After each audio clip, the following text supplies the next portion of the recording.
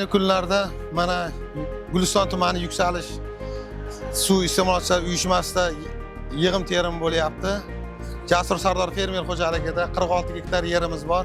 Shundan hozir 20 gektarini o'zimiz texnika bilan davlatimizga 40 sentner paxta berishimiz kerak edi o'zi. Hozir 50-55 beryapmiz. Yurtboshimizni tashabbusi bilan Xitoydan Li Xunjun 87 navini olib keldik.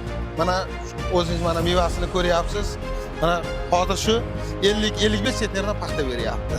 Buni xususiyatlari suv, mana shu yerga bir marta suv qo'ydik. Bir marta ichki suv. Afzalliklari shuki, chopiqcha degan haligidan sal qo'l mehnatidan sal qalaganmiz. Dori sepilar ekan, glifosat bo'ldi. Shu afzalliklari shu.